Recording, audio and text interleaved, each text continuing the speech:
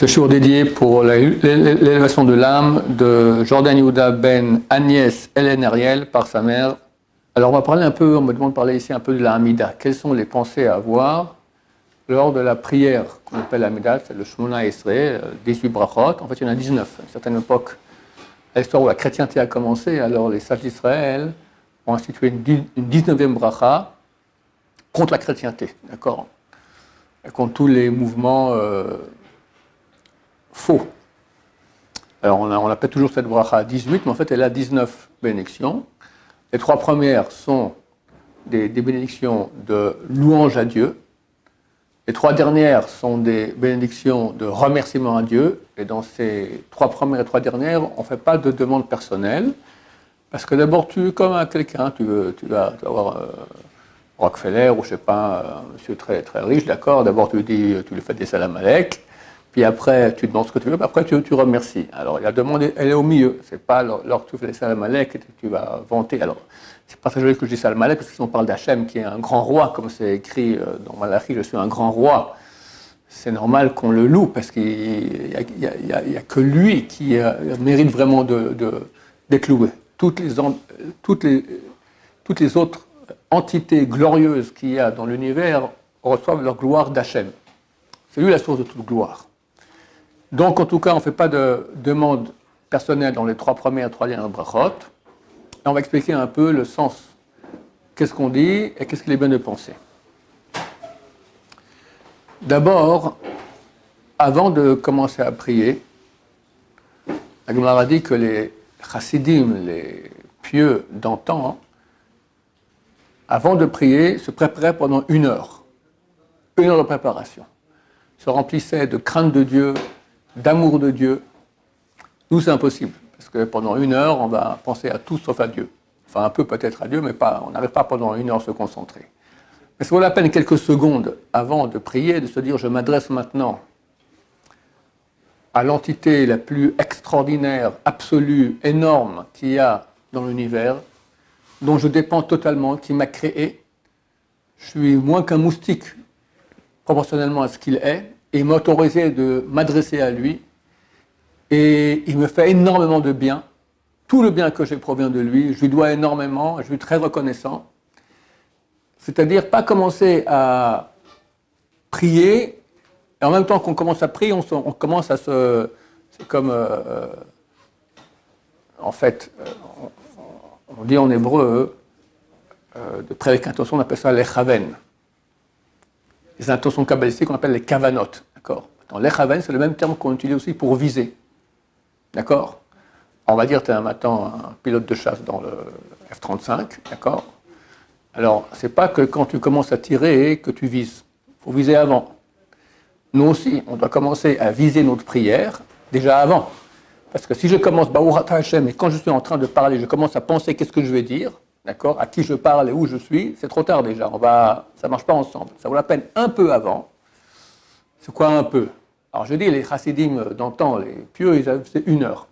Alors elle dit qu'on ne doit pas prier dans les 2 amot, c'est environ 1 mètre, d'accord, de coudée de l'entrée de la synagogue. Alors, l'explication dit que physiquement, il ne faut pas être là-bas, parce que c'est comme si tu veux vite partir.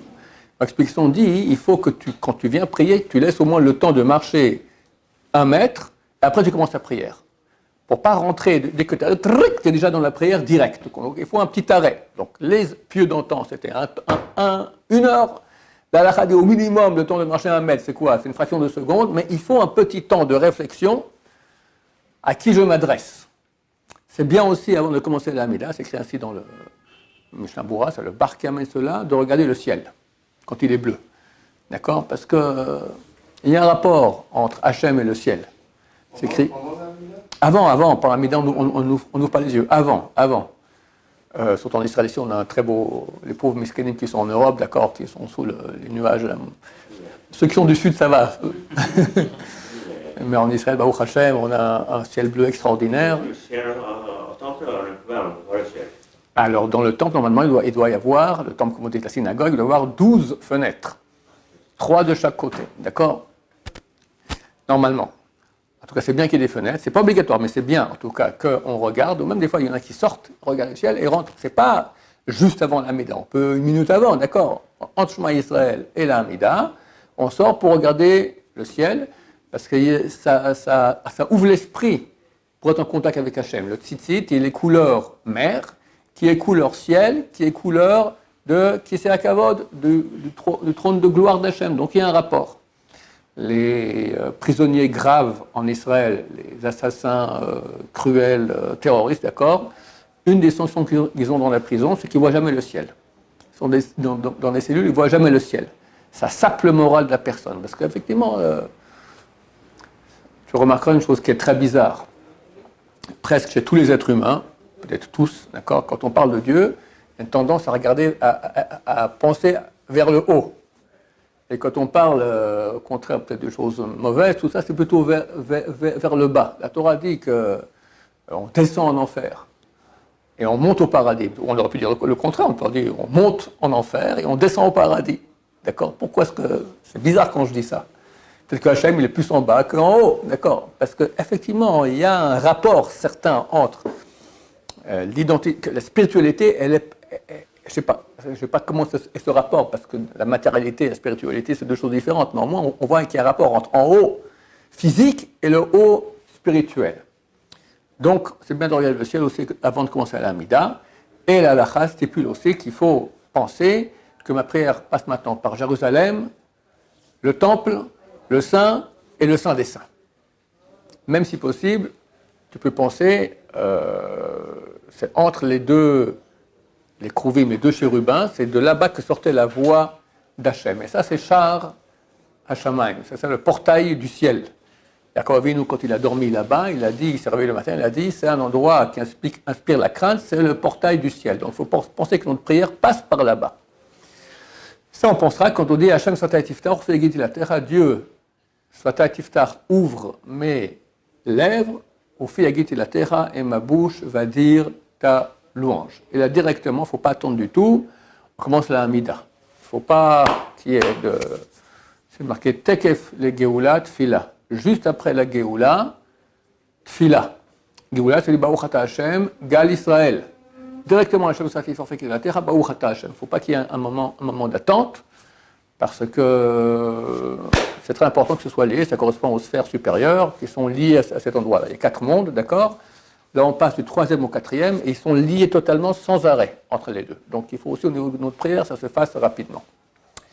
Et là, on fait Baruch Ata Hashem. Je réexplique peut-être rapidement si on est là aussi comment on fait Baruch Ata Hashem. C'est pas... Alors, il y a toutes sortes de façons de faire. Nous, les Sfaradim, on fait d'après la mystique juive, la Kabbalah Rabbeinu Hari. On laisse les jambes droites et est-ce que je vous montre comment on fait? Allez, je me mets sur le côté, même devant la caméra. Et alors, je vais me prosterner. Quand je me prosterne, il y a 2 axes. Il y a ici, donc au niveau des hanches, que je me baisse, au niveau de la tête, que je me baisse. En fait, ça fait que je me baisse 2 fois.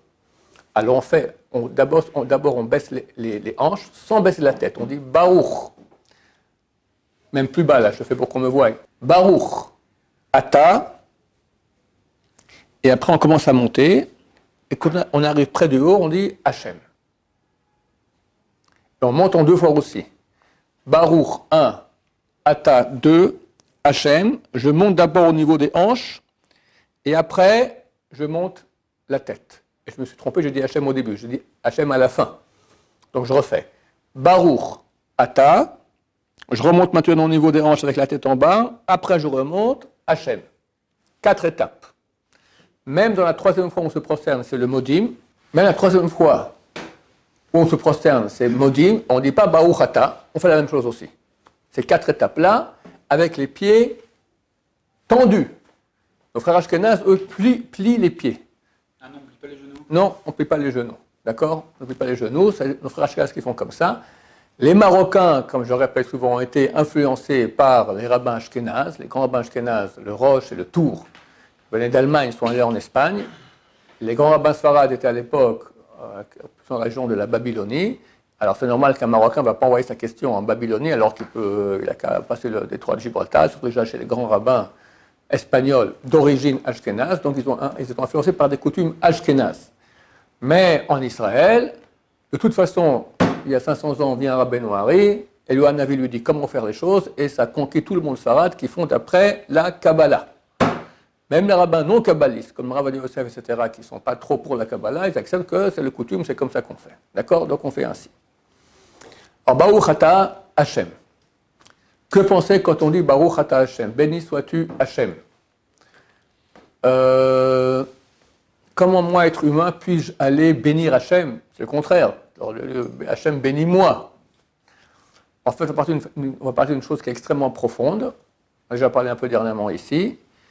Qu'il ne faut pas trop prendre quand on prie, parce que ce qu'on va réfléchir des fois après, on peut être méboulbal, on peut avoir après un peu chaotique dans sa tête, si on n'a pas bien compris ce que je dis, et ça peut embêter. En 2 mots. Comme quand je m'adresse à quelqu'un, je m'adresse à lui. Lui, ce n'est pas son corps. Mon visage, quelqu'un me parle, il regarde mon visage. En fait, il ne parle pas à mon visage. Mon visage, c'est de la chair avec des os et de la gélatine et du verre avec une monture en métal. D'accord? Ce n'est pas à ça qu'il s'adresse. Il s'adresse à moi. Moi, c'est je, d'accord, je. Et personne au monde, y compris moi, ne sait pas qu'est-ce que c'est que ce je. On ne sait pas qui on est. On sait un tout petit peu. Un tout petit peu. Tout petit peu. Mais il existe. Descartes dit, je pense donc je suis. Le fait que je pense, ça prouve que j'existe. Donc le je, il existe. Maintenant, ce je veut beaucoup de choses. Il a un ego phénoménal dépassant bien plus la grandeur de Dieu lui-même, d'accord, hélas. Et quand quelqu'un me parle, il parle de ce je. Mais ce je, il est invisible. Et en plus, c'est une âme. Elle est liée à Dieu. Donc, on a 3 parties d'âme, Nefesh, Ruach, 5 parties, Nefesh, Ruach, Neshama, Chaya, Yachida. Les 3 dernières, elles sont en haut, elles ne sont même pas là. Sur le Neshama, il y a une petite lumière qui arrive sur le niveau des Tfilines, d'accord, de la Neshama qui arrive sur nous. Donc, je devrais parler à quelqu'un en regardant comme ça dans le ciel là-haut. Et lui aussi, les deux, on se regarde. Ça ne tient pas la route. On regarde le visage. Et quand on regarde encore plus profondément, on regarde dans les yeux. D'accord? Quand tu vas te fiancer vers ta Hachem, tu vas faire ta demande, tu vas la regarder droit dans les yeux. De façon très très mollo, avec beaucoup de conviction. Voilà, tu ne vas pas regarder là-haut ou son épaule, d'accord, tu lui parles, tu regardes son épaule, tu fais la demande à l'épaule, il est malade le type. Mais tu peux lui répondre, ton visage n'est pas plus toi que ton épaule. Les deux, c'est de la chair avec des os. Alors on a l'impression qu'on touche plus la personne dans les yeux. C'est faux, les yeux, c'est de la gélatine. Alors on va dire, comme dit la Torah, que le mot panim, visage, vient du mot pnim qui signifie intérieur. C'est vrai que l'intériorité s'exprime sur le visage, plus que sur l'épaule. D'accord? Donc on va s'adresser au visage, mais tout le monde comprend que ce n'est pas la personne en face, ce n'est pas elle. Il faut le comprendre, parce que beaucoup de gens croient que c'est eux. D'accord? Tu n'es pas un morceau de viande. Il faut se réveiller un beau jour. D'accord? Tu as un morceau de viande. Comme écrit dans la Torah, dans Iyov, c'est marqué tu m'as recouvert de chair. Tu, Hachem, m'as recouvert. Alors c'est qui tu as recouvert de chair?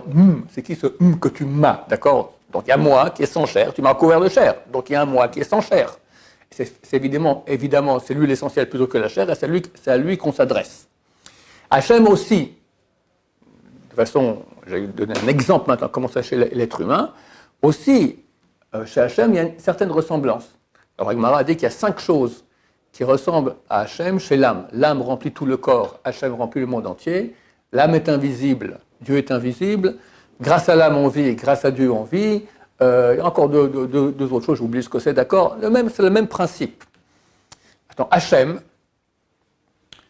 je ne peux pas m'adresser à lui dans sa vérité intrinsèque absolue. C'est beaucoup, beaucoup, beaucoup trop haut.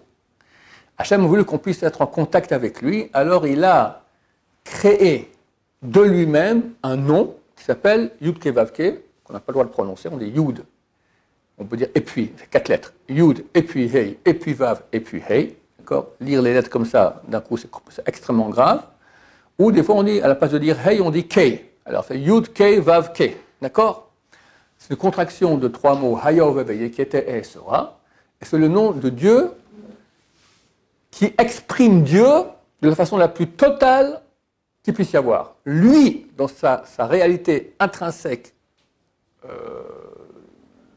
totale, fait un avec son nom, d'une unité la plus grande qui puisse être possible, imaginable. Maintenant, quand on dit Baruch Ata Hashem, béni sois-tu Hashem. Hashem, d'ailleurs même en hébreu on dit Hashem, c'est le nom, d'accord? Après, je vais vous expliquer plus exactement. En français, ça vient de l'hébreu, c'est très intéressant à voir. Quand on dit Baruch Ata Hashem, alors on demande qu'il y ait un flux de bénédiction, de lumière divine qui viennent dans Hashem, dans Yud Ke Vav Ke. C'est ça Baruch Ata Hashem. Et après, par ricochet, ça vient vers nous, d'accord? Donc, béni sois-tu Hashem, c'est-à-dire qu'il y a un flux de bénédiction, de lumière divine qui arrive dans le nom de Dieu, dans Yud Ke Vav Ke. Ça, c'est béni Baruch Ata Hashem. Mais il ne faut pas que dans nos têtes, ça soit quelque chose de différent de Hachem. Parce que nous, notre visage et nous-mêmes, ils sont liés, mais ils sont différents. Chez Hachem, lui et son nom, ça fait un d'une unité totale, la plus qu'il puisse y avoir. Ok? Petite parenthèse. Hachem, en français, on appelle cela Dieu. D'où ça vient? Alors, beaucoup de gens croient que ça provient du grec Zeus. Ça fait en français Dieu. C'est des bêtises. C'est des bêtises. Il y a énormément, je crois qu'il n'y a aucune langue au monde dans laquelle il y a autant de mots hébreux que le français. C'est phénoménal. Je connais presque des centaines. Parce que la population intelligente en France au Moyen-Âge, c'était les Juifs. Ils savaient tous lire et écrire. Encore aujourd'hui, il y a un pourcentage non petit de Français qui sont analphabètes, ne savent pas lire et écrire. Encore aujourd'hui. Je ne parle pas à l'époque du Moyen-Âge, la majorité était analphabète. Donc beaucoup de mots de la langue, qui étaient des fois, la langue elle était, donc chez les analphabètes, la langue elle est très très réduite au niveau du vocabulaire, beaucoup de mots du vocabulaire provenaient de la classe plus intelligente du peuple, qui c'était les Juifs. Maïmonide, qui vivait en l'an 1000 et quelques, il raconte qu'à l'époque de son père, il y avait une ville en France dans laquelle il y avait 10 000 Juifs, et il y a eu là-bas un faux messie. D'accord, qui les a pris, enfin, toute une histoire terrible qui est arrivée. 10 000 Juifs, dans quelle ville? Il appelle Lyon. Lyon. 10 000! C'est ce que veut dire à l'époque 10 000 Juifs à Lyon. C'est énorme. Au Moyen-Âge, 10 000 Juifs, mais c'est énorme. C'est énorme. Donc il y avait une population juive très, très, très. Sans parler en Alsace, et en Narbonne, en Provence, d'accord? Tous les Tosafot, d'accord? Les plus grands commentateurs du Talmud sont français. Sont français. Donc ça fait qu'il y a beaucoup de mots qui viennent du français, dont le nom de Dieu. Nom, Dieu. Nom, D', I-E-U. C'est quoi I-E-U? I, c'est Yud en hébreu, E, c'est Hey, U, c'est Vav. C'est le nom de Dieu. Alors nous on dit nom de Dieu, mais à la base c'est nom Dieu. D'accord? C'est ça. Vous avez compris ce que je dis ou pas? Le nom de Dieu c'est 4 lettres. Yud, et puis Hev, et puis Vav, et puis Hey. Maintenant, si j'enlève la dernière lettre, c'est aussi un nom de Dieu. Yud, et puis Hey, et puis Vav. Comment tu vas dire Yud en français? I. Comment tu vas dire Hey en français? E. Comment tu vas dire Vav, c'est ou, d'accord, en français? Ou, Vav, c'est un waouh, d'accord? Ou, tu vas écrire U. I-E-U. Le nom D', I-E-U. C'est en français, c'est le mot qu'on appelle D-I-E et puis U, d'accord? Hein? Pas du grec, pas du tout. Tu vois que c'est le nom de Dieu. Ou le rapport avec les Grecs, c'est une idole, Zeus, alors que c'est E-U qui ressemble, ni le Z, ni le S de la fin. Là, je te montre que toutes les lettres, elles ont les 3 dernières plus D', c'est ça le nom de Dieu. Ça correspond au nom de Dieu que nous avons. C'est une petite parenthèse. Quand on dit le nom de Dieu dans une bénédiction, on doit penser 2 choses. Parce que, comme c'est écrit dans la Torah, Zeshmi veze zichri, c'est mon nom et c'est la façon de me rappeler. Il y a le nom de Dieu, la façon de rappeler le nom de Dieu. Par exemple, les Kohanim, quand ils font Birkat Kohanim, ils disent le nom de Dieu comme nous disons aussi, Ado et puis Naï. D'accord? Au temple, ils ne disaient pas Ado et puis Naï. Ils disaient le vrai nom de Dieu, Yud Ke Vav Ke, qu'on n'a pas le droit de prononcer. Au temple. hors du temple, on dit Ado. Donc en fait, il y a deux noms de Dieu. On n'a pas le droit, c'est marqué dans la Mishnah de Sanhédrin, celui qui prend son nom de Dieu, Yud et puis He et puis Vav et puis He, sans dire et puis, il n'a pas part au monde futur. Parce que c'est super saint, de quel droit comme ça tu prononces? C'est Kadosh, Hachem, c'est un grand roi, tu ne peux pas prononcer son nom comme ça. Alors on prend un autre nom que Dieu nous a fourni, qui est une forme de politesse. Ado et Pinay, qui signifie mon Seigneur. D'accord? Alors, on écrit, dans les Sidurim Sfara, tu vois, c'est écrit Yud et puis He et puis Vav et puis He, c'est le vrai nom de Dieu, mais on prononce Ado. D'accord? En fait, il faut penser les sens de ces deux noms. Ado, c'est Adonakol, maître de tout. Ok? Maître de tout. Yud Kevavke, c'est la contraction de Hayoveye qui était Esera. Alors pense, était, en hébreu, il faut penser Hayoveye, c'est le mieux penser comme ça. Ou tu veux penser en français, éternel. Maître de tout, éternel. Donc quand tu dis Baruch Ata Hashem, il faut penser maître de tout, éternel. Ou en hébreu, Adonakol Hayoveye. Ok? Le Gaon de Vilna a écrit qu'à la base, pour celui qui c'est difficile, il peut penser que Adonakol, que maître de tout. Le Shulchan Aruch, qui fixe l'halakha, n'a pas dit comme ça. Il a dit les deux. Donc si on peut, c'est bien de penser au moins Adonakol, Hayavoveye, donc maître de tout, qui était Esera. Mais si c'est trop difficile, alors pensez au moins Adonakol, maître de tout. Il y a un livre qui s'appelle Afik Yam, si je me souviens bien, qui dit que, donc pas mal de Sidurim, ils ont mis ça, le matin, tu dis, je m'engage, à chaque fois que je dirai le nom de Dieu, c'est comme si j'ai pensé à Adonakol, Hayavoveye. Après, on verra aussi qu'est-ce que vous pensez quand on dit le mot Elokeno, c'est comme si j'ai pensé ça. Et le Elokeno, c'est encore beaucoup plus long, d'accord? On m'a demandé si c'est valable. C'est mieux que rien. Quand je parlais à mon Rav, il a un peu haussé les épaules du genre, il n'était pas très... Et moi, j'expliquais très simplement. C'est comme si tu dis à ta femme, écoute chérie, chaque jour, je te ferai un compliment, mais considère comme si je t'ai fait 100 compliments, 100 mots d'amour et 100 mots d'estime. Mais je te dirais un, parce que ça me fatigue de faire les 100 mots d'amour, d'estime, mais c'est comme si. Ça marche? Ça marche pas. Le carburant d'un couple, c'est les mots d'estime, d'amour, de gentillesse à son conjoint. Si tu en fais un et tu dis que ça correspond à 300, ça ira pas. Ça ne marche pas parce que la fille elle est amoureuse de nous et elle se dit voilà, ça. Et si Hachem n'est pas amoureux de nous. Attends. Toute la Torah, c'est une histoire d'amour. Oui. Donc quand on dit Shema Yisrael Hashem Elokeinu Hashem Echad, Dieu est un, après première chose qu'il dit, Va'avta Hashem Elokecha, tu aimeras ton Dieu, pas à l'aimer. De tout ton cœur, toute ton âme, tout ton pouvoir. C'est imaginable ce que c'est. C'est toute une histoire d'amour. La prière s'appelle en araméen Rachamé. Rachamé signifie amour. Amour, parce que l'endroit où on peut plus exprimer son amour, c'est dans la prière. Alors, si tu dis le nom de Dieu, tu penses rien, c'est valable. Mais tu passes à côté.